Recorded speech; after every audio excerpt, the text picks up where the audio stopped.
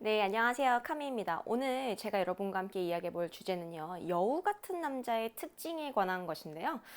여러분 혹시 여우 같은 남자한테 당해 보신 적이 있으실까요? 저는 여우 같다라 하면 보통 이제 여자들한테 많이 쓰는 표현이잖아요. 저 여자 너무 여우 같다 이렇게 많이 표현을 하잖아요. 그런데 그러니까 저는 이제 남자가 여우 같으면은 정말 여자 여우는 비할 바도 아니구나라는 걸 좀 느꼈어요. 그래서 오늘은요, 이 여우 같은 남자의 특징에 대한 것입니다. 네, 일단은 이 여 같은 남자들은 첫 번째로 좀 애매한 표현을 많이 써요.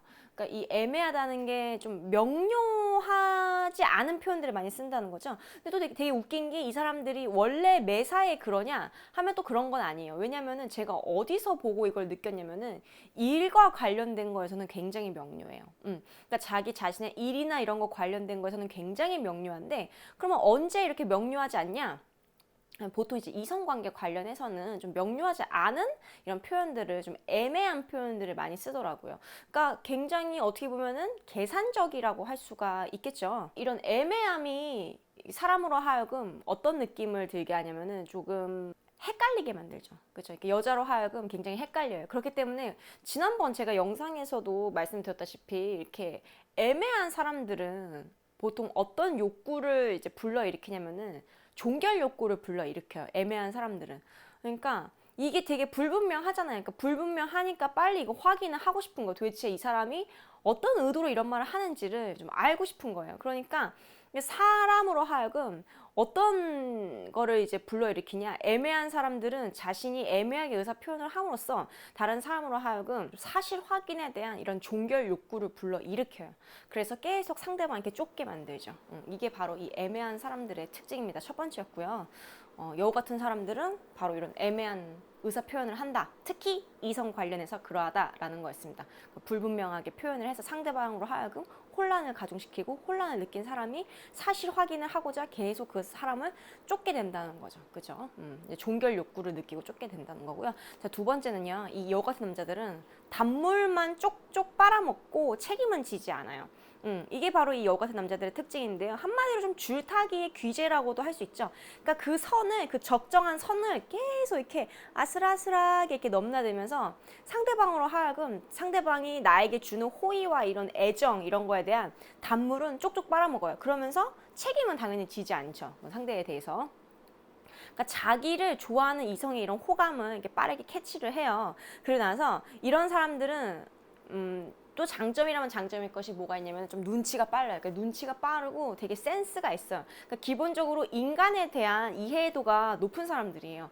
그러니까 여우짓도 아무나 하는 게 아니거든요. 특히 남자가 여우짓 한다. 이거는 굉장히 인문학적 소양이 높은 사람이 아니면 할 수 없는 건데요. 이 인문학적 소양이라는 게 무슨 책을 많이 읽어서 뭐 인문학적 소양이 뭐 많다 이게 아니라, 뭐 책을 많이 읽었을 수도 있지만 이렇게 사회생활이나 인간관계를 맺으면서 터득한 일종의 통찰이라고도 할 수 있거든요. 그래서 여우 같은 남자들은 보통 인간에 대한 이해가 굉장히 빠삭하고, 그렇기 때문에 상대가 뭘 원하는지를 빨리 캐치해서 빨리 원하는 걸 줘요.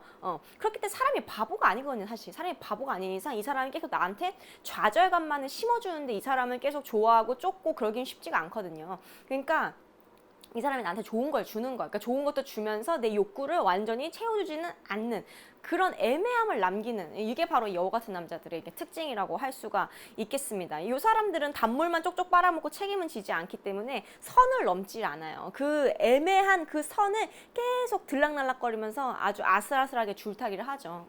되게 애매하고 제 여시 같은 짓을 많이 해요. 그러니까 저는 이제 그게 읽히거든요. 얘 되게 여우 같은 짓 한다. 남자가 되게 여우짓 하네. 이런 게 읽히는데, 잘 모르는 분 또는 처음 당하시는 분들은 얘 나 좋아하나? 뭐지?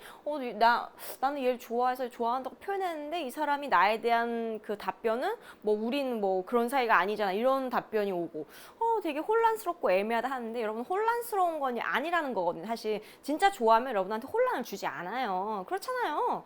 내가 이 사람 진짜 좋은데 혼란 주겠어요? 확신을 주려고 하겠죠. 그러니까 여러분한테 혼란을 계속 가중시키는 그런 남자들은 여러분을 그만큼 사랑하지 않는다는 거야.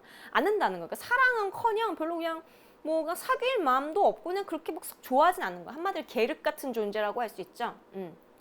누가 나 좋으니까 기분 좋고 되게 내 자존감이 업되니까 내 곁에는 두고 싶고, 근데 또 선을 넘으면은 내가 책임을 져야 되니까 그런 짓은 하기 싫고, 그러니까 그 줄타기를 아슬아슬하게 한다고 할 수 있겠죠. 네, 두 번째 특징이었습니다. 이 여우 같은 남자들은 단물만 쪽쪽 빨아먹고 책임은 지지 않는다는 거였고요.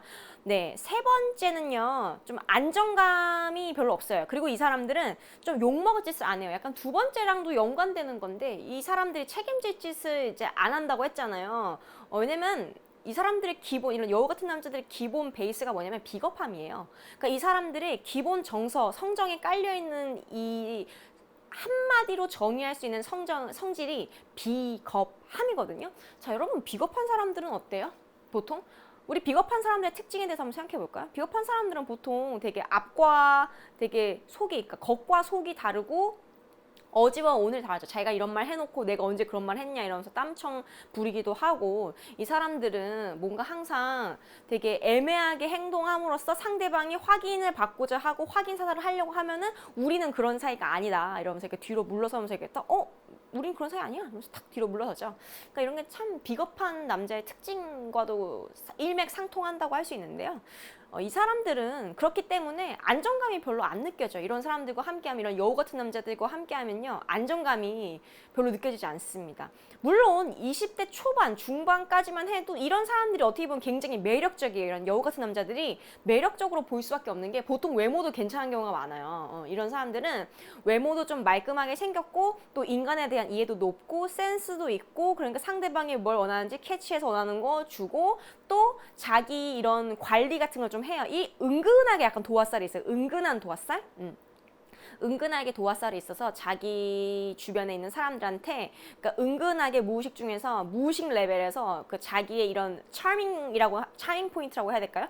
이런 것들을 은근히 이렇게 싹 뿌리고 다녀요. 은근히 뿌리고 다니고, 그러니까 한마디로 은근히 여지를 남겨 다닌다는 거죠. 무의식 레벨에서. 그럼 상대방이 그걸 걸려들어서 나를 쫓아오고 나에게 뭐 애정 표현을 한다던가 이렇게 하면은 또 그걸 즐기죠. 하지만 절대 책임은 지지 않죠. 단물은 쏙 빼먹지만 책임은 지지 않고 그 선을 넘진 않으면서 적당히 애매하게 이렇게 줄타기 타다가 이제 상대방이 확인 사살하면 우린 그런 사이 아니다 이렇게 되는, 한마디로 줄타기 귀재라고 할 수가 있겠죠. 안정감이 느껴지지 않습니다. 이런 사람과 함께하면.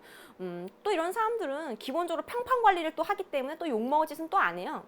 이런 사람들이 비겁하다고 얘기했잖아요. 이 사람들이 비겁하지 않은 사람이라면은 별로 내가 내 평판 이런 거보다는 상대방과의 관계나 감정에 더 충실할 거거든요. 근데 이 사람들은 자기 자신이 되게 우선이 좀 이기적인 사람들이에요. 기본적으로. 그렇기 때문에 자신의 평판을 굉장히 중요하게 생각해요. 자신의 평판을 굉장히 중요하게 생각하니까 욕먹을 짓을 절대 하지 않죠.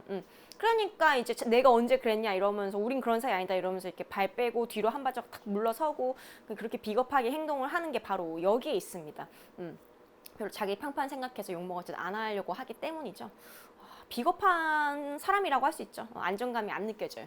20대 초반 중반까지 이런 사람들이 매력적으로 보이고, 이런 사람들 뭐 사귀고 하는 것도 저는 다양한 사람 만나는 측면에서는, 그러니까 바람직까지는 아니겠지만 뭐 한 번쯤 경험해봐도 나쁘진 않다. 긴 인생 봤을 때 뭐 안 만나면 제일 좋지만 어떻게 보면 일종의 예방주사 차원이라고 해야 될까요?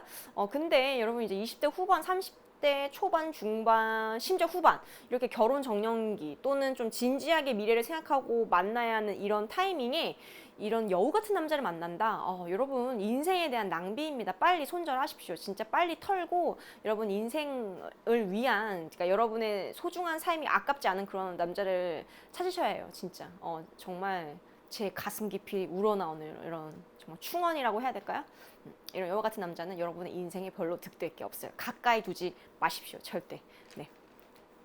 네, 이런 사람은, 그러니까 이런 여우 같은 류의 사람은 기본적으로 삶을 이렇게 긴 인생을 함께할 사람으로서 조금 부적절한 류의 사람이에요. 왜냐면은 안정감이 안 느껴지잖아요. 기본적으로.